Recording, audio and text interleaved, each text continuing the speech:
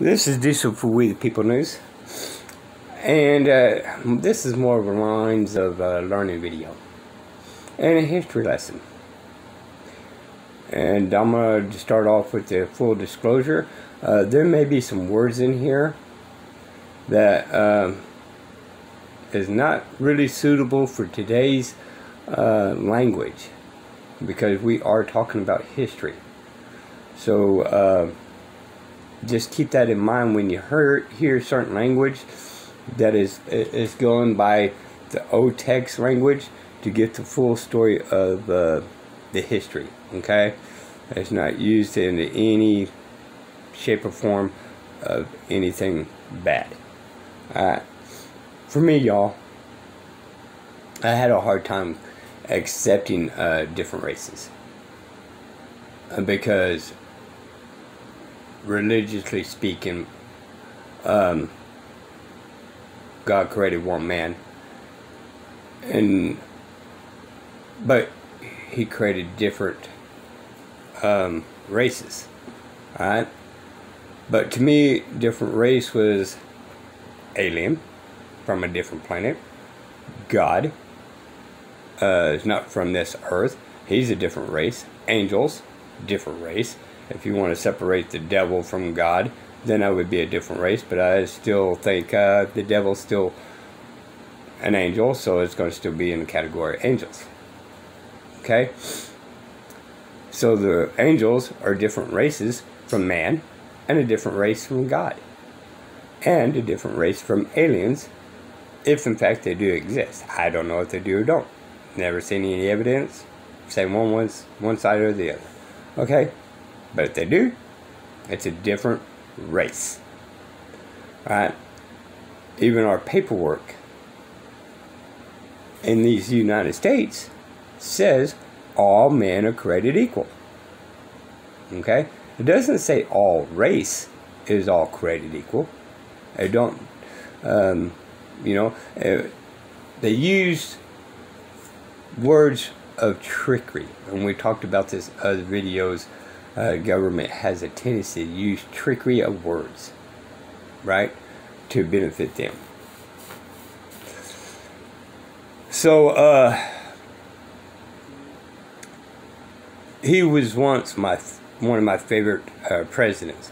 However, I'm also a firm believer when he formed martial law against the Supreme Court, saying it was unconstitutional. He still did it, which you know me about Supreme Courts. And there's no factual evidence I've seen that any president has ever ended the Civil War or any treaties. Alright? You guys got to remember, in that day and time, if it's going to end the war, then one side or the other was going to pay the whole bill for that war. And I think there's a couple of generals, and I haven't researched in a long time, but a couple of generals got together to do a treaty. And they was reminded that one side or the other is going to have to pay the whole bill of this war. Well, neither one of them was willing to pay the whole bill. So they walked off. The president never signed off of it, and to this day, no presidents ended the Civil War. So the Civil War is still enacted. And World War I is still enacted. I have not seen any evidence showing that in fact the war has ended. Which leads into the simple fact our courts and our churches still has military flags in that system, which turns around and says we're still under martial law, Rule 2. We're not in martial law Rule 3, but we're in martial law Rule 2. Okay? Now, if Russia keeps doing what it's doing, we may be in martial law Rule 3. But considering we're the United States, we're not even supposed to have this martial law thing. Period. But let's go ahead and proceed forward and check out the history of this. One more thing before we go any further. When I say I didn't believe in race, this is the way I see it, y'all. I never seen a white man, never seen a black man. I've seen light tan man, and I've seen real dark tan men and women. Okay? But I've never seen a black man, and I've never seen a white man. And I've seen them all between the light tan and the real dark tan. Alright? Which leads me believe that when man was created, we was created in the middle. Okay? And when they started having kids and brought it out to kids, well, the genes kind of detect certain shades. And then over a period of time, we just went into a separation of different countries and again, kind of stuck to the particular shade. But this is interesting in itself, just the way everything was worded in our history. And again, y'all, knowing the government, knowing our schools, this is highly likely because history always been diluted down. So you kind of got to go, you have to dig deep inside certain things of history, and this is what this guy did. Alright? And I think this is called Straight Up. Okay, so give him a look up. Yeah, Straight Up. Let's move on to a big one. Abraham Lincoln. Yes, I said Abraham Lincoln. I don't think I have to introduce this man because if you were educated in the United States, you were taught just about everything about him, except for the fact that he had a self-prescribed dark complexion. Now, isn't it funny that his complexion never gets any attention? Okay, so I'm going to give you the bare minimum on Mr. Lincoln, and then I'll move on to the evidence I have for him. All right, so Abraham Lincoln was born February 12, 1809, and he died April 15, 1865. He was an American statesman and lawyer who served as the 16th President of the United States from 1861 to 1865. Lincoln led the nation through its greatest moral, constitutional, and political crisis, the American Civil War. He succeeded in preserving the Union, abolishing slavery, bolstering the federal government, and modernizing the U.S. economy. Lincoln was born into poverty in a log cabin and was raised on the frontier primarily in Indiana. He was self-educated and became a lawyer, Whig Party leader, Illinois state legislator, and U.S. congressman for Illinois. In 1849, he returned to his law practice, but became very vexed by the opening of additional lands to slavery as a result of the Kansas-Nebraska Act. He re-entered politics in 1854, becoming a leader in the new Republican Party, and he reached a national audience in the 1858 debates against Stephen Douglas. Lincoln ran for president in 1860, sweeping the North in victory. Pro-slavery elements in the South equated his success with the North's rejection of their right to practice slavery, and the Southern states began seceding from the Union. To secure its independence, the new Confederate states fired on Fort Sumter, a U.S. fort in the South, and Lincoln called upon forces to suppress the rebellion and restore the Union. All right, so that whole description was from Wikipedia.com. All right, so that was just a little bit about our 16th President of the United States. Let's look at some of the evidence that shows he was a black man. All right, so from the U.S. National Park Service website, we can read that Lincoln wrote 3 autobiographies.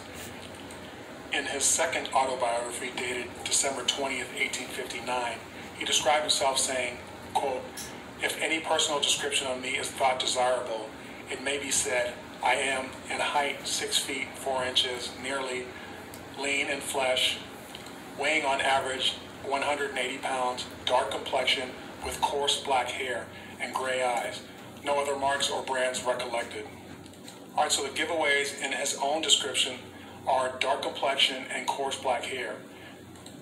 Now remember, as I explained and showed you via the 1895 South Carolina Convention discussions, Abraham Lincoln, having the appearance of a black man, was considered white because he could trace his lineage back to Europe.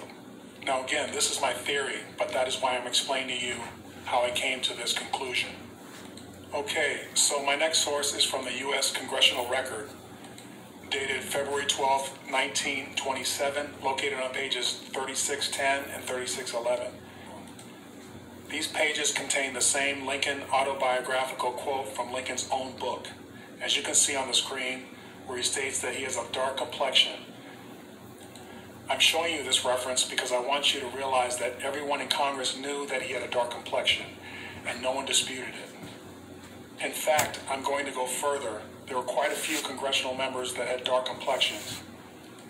However, as I mentioned, the term white man or male was a status.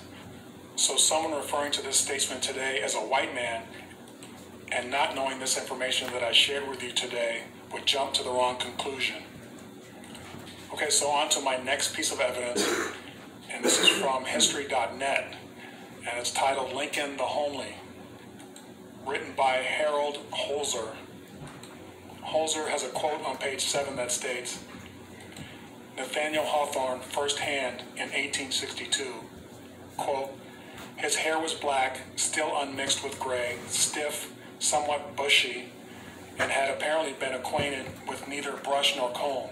His complexion is dark and shallow, betokening, I fear, an insalubrious atmosphere around the White House. He has thick black eyebrows and an impending brow. His nose is large, and the lines about his mouth are strongly defined.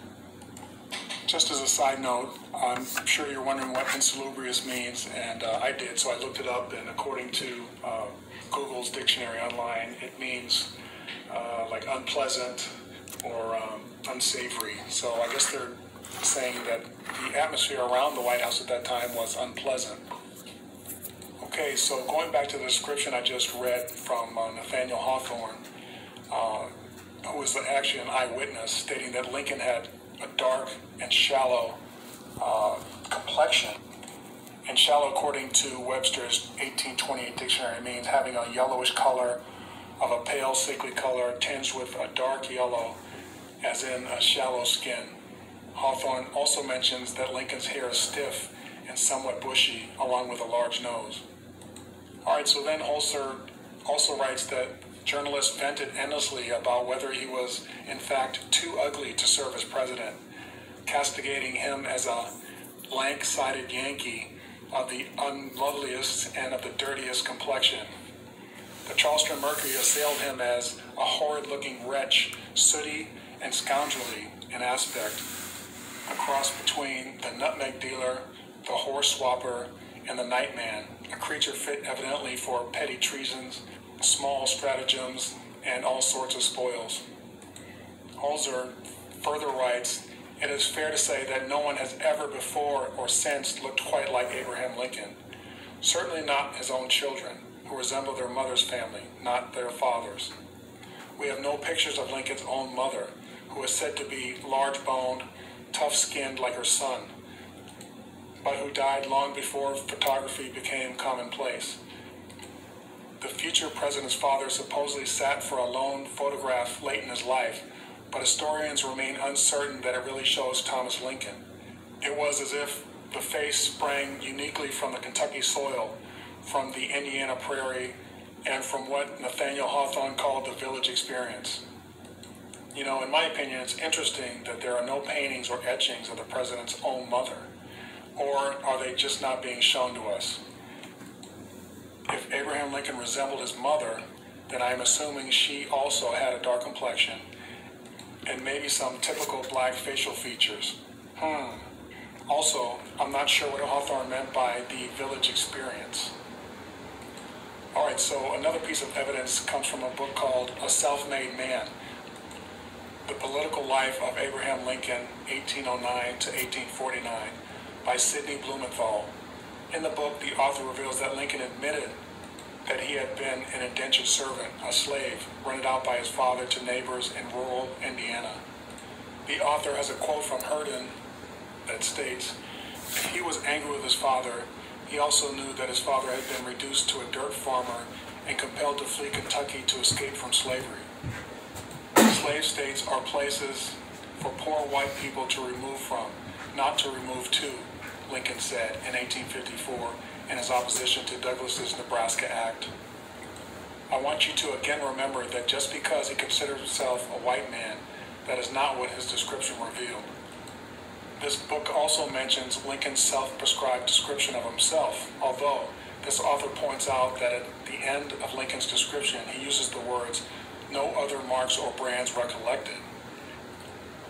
This is the same terminology used by slave masters that had newspaper ads looking for their slaves. In my opinion, Lincoln was acknowledging his former status as a fugitive and his understanding of the evils of slavery. All right, so my next piece of evidence regarding President Lincoln is from the book Life of Lincoln, written by Clifton M. Nichols, published in 1896, and we're going to page 12 and 13. As you can see at the bottom of page 12, the author is writing about Thomas Lincoln, Abraham's father. He goes on to read, "A most remarkable and almost inexplicable fact is that to Thomas Lincoln was reserved the honor of an illustrious paternity. Thomas was about 5 feet 10 inches in height, weighed about 200 pounds, had dark brown eyes, dark skin, and black hair." Okay, so no ambiguous terms there. The author directly writes that Thomas Lincoln had dark skin. Obviously, this makes sense because Abe had dark skin, and naturally, you obtain your complexion from one or both of your parents. Okay, so my last piece of evidence for President Lincoln is from the book called The Lincoln Encyclopedia, the spoken and written words of Abraham Lincoln. All right, I'm going to reiterate, these are Abraham Lincoln's own words, and they were compiled and edited by Archer H. Shaw, with introduction by David C. Mearns, Assistant Librarian, Library of Congress, 1950. And we're going to go to page 190, and it says, "Lincoln, Abraham, personal description of," and the quote says, "Perhaps you have forgotten me. Don't you remember a long black fellow who rode on horseback with you from Tremont to Springfield nearly 10 years ago, swimming our horses over the Mackinac on the trip? Well, I am the same old fellow yet." To Joseph Hewitt, February 13, 1848. All right, so you can see in his own quote, he calls himself a long black fellow who rode on horseback. Okay, you don't have to be a rocket scientist, okay? A long black fellow? Hello, that's screaming black guy, at least where I'm from. I'm going to give you a for instance here. Pretend someone just flags down the police and says, "Hey, someone just stole something from me," and the police say, "Well, what did he look like?" "Well, he looked like a long black fellow. He was riding on horseback." Guess what, folks? They're not going to be looking for a white guy. All right, so unfortunately, I'm not going to be able to share all the prime sources of evidence I have for Abraham Lincoln because I wouldn't be able to get to anyone else. However, I do want to give you a link to an outstanding researcher named Kirmiu Awa. He has an extremely informative YouTube channel. I love his research because he backs everything up with sources, so you can check them out for yourself. Anyway, he did a great video on Abraham Lincoln called "The Truth About Abraham Lincoln, Runaway Indentured Servant, Colored Man." I highly recommend it. I will leave a link to it in the information section of this video. All right, so this brings me to another point.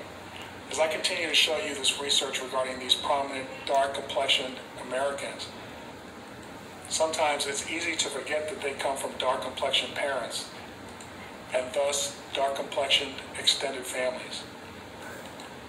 I showed you that when I was explaining Daniel Webster's mother's family, the Batchelders.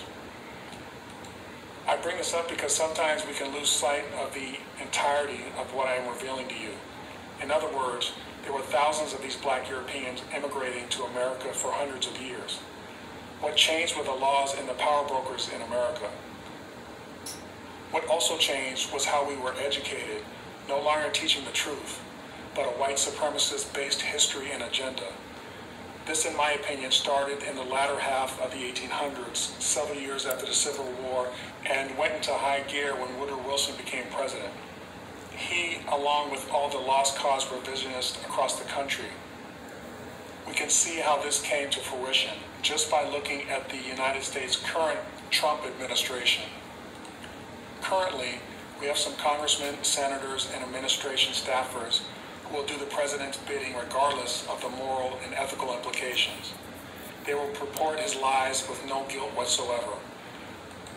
Trump has used his executive power to reverse and institute hundreds of policies. This is what I believe happened during the Wilson administration, except he had 2 terms to accomplish his agenda. 2 of the most glaring policy changes occurred when Wilson resegregated the entire federal government and also ordered the firing of many black employees nationwide.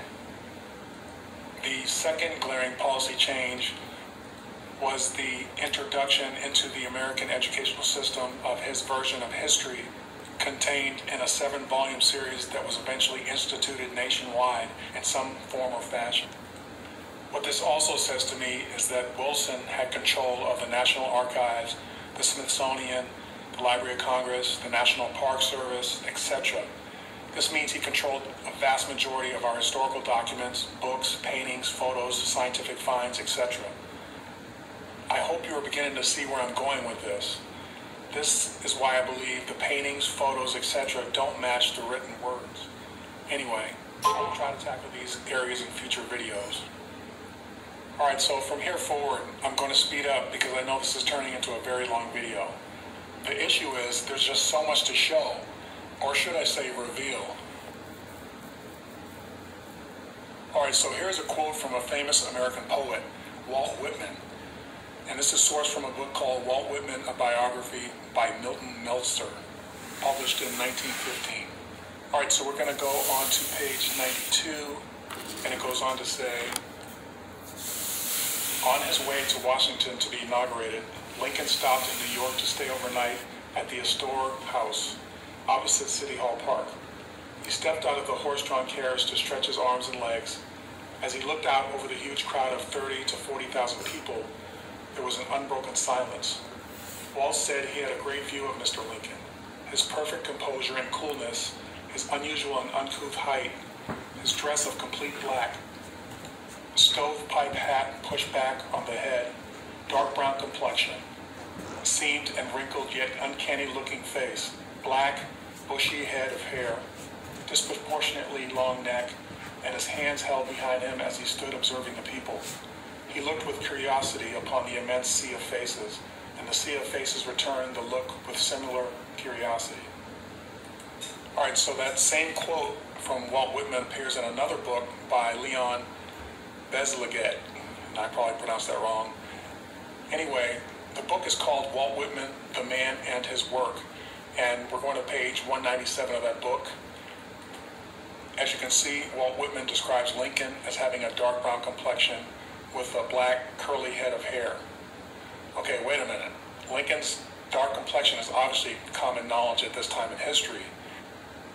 And generally we hear that his hair is black, but rarely do we hear about the texture of his hair being curly. Do you see the discrepancy here? Take a look at the pictures I have here of Lincoln. What hair texture does he obviously have in these photos? It's definitely not bushy. It's definitely not curly. However, it is black, but that's the only thing. So Walt Whitman being a poet, in my mind, would mean that he would be very observant and descriptive in order to write and express himself, right? I don't think he's someone that would misperceive the president's hair texture or his complexion for that matter. In his quote about Lincoln, it says, he studied and noted Lincoln, describing him in great detail. Alright, so next I have Vice President Hannibal Hamlin, and he missed being president by 5 weeks.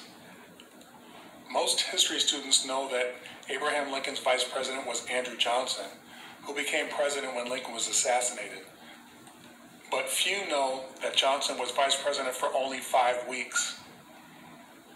The vice president during the 4 years of Lincoln's first term was Hannibal Hamlin.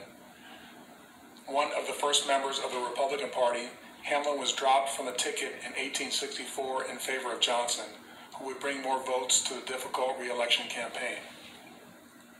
Alright, so Hannibal Hamlin was born in Paris Hill, Maine, on August 27, 1809. His father, Cyrus Hamlin, was a physician who had graduated from Harvard. Hannibal grew up in prosperous surroundings and had a good education. Always active physically, he was athletic as well as being an avid reader. After local public schools, he attended Hebron Academy. That information I just gave you was from the worldhistory.us website. So here's another excerpt from that same website, and it goes on to read, "The campaign was not all parades and parties. While Southerners proclaimed Lincoln and Hamlin to be radical abolitionists, Robert Barnwell Rhett, editor of the Charleston, South Carolina Mercury, wrote that Hamlin is what we call a mulatto. He has black blood in him. Hamlin did have a dark complexion, but no one outside of the South took the charge seriously." All right, so let's look at that last statement they made there, saying, but no one outside the South took the charge seriously.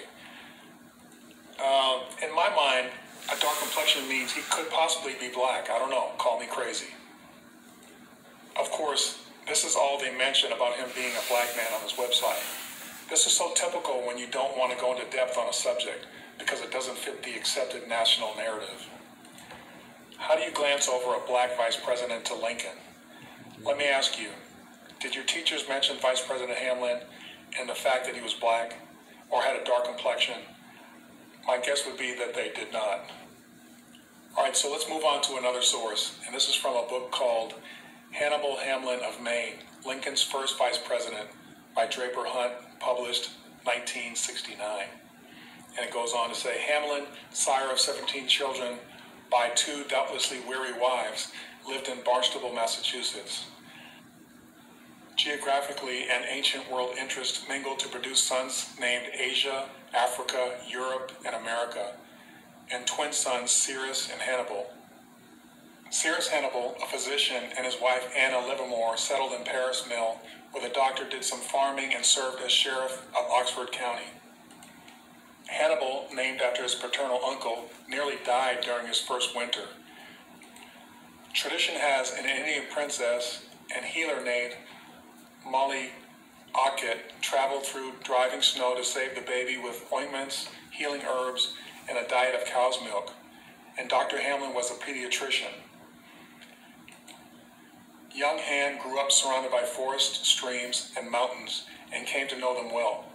He grew up tall and muscular, with black hair and eyes and extremely swarthy complexion. Okay, so the first thing I noticed was the names given by Hannibal's father to his children. Okay, those names are names that a black man would give his kids. I'm not trying to be stereotypical, but come on, Asia, Africa, Europe, and America, those are not names given by white fathers to their kids. I'm just saying. Not to mention the name Hannibal, who was also a black man in history. All right, and the second thing, and the most obvious, was Hannibal's description of having an extremely swarthy complexion. Okay, again, you don't have to be a rocket scientist to interpret that adjective. All right, so I was also thinking, how could so many American people, when Hamlin was vice president, not know what he looked like in 1861? Well, I believe it was due to the fact that it was 1861. What I mean is that traveling was by horse, buggy, boat, etc. The first transcontinental railway was not completed until 1869, and I'm sure it wasn't the safest mode of travel at that point. So what I'm trying to say is, if Hamlin didn't travel to the majority of the U.S., people would have to rely on what newspapers reported.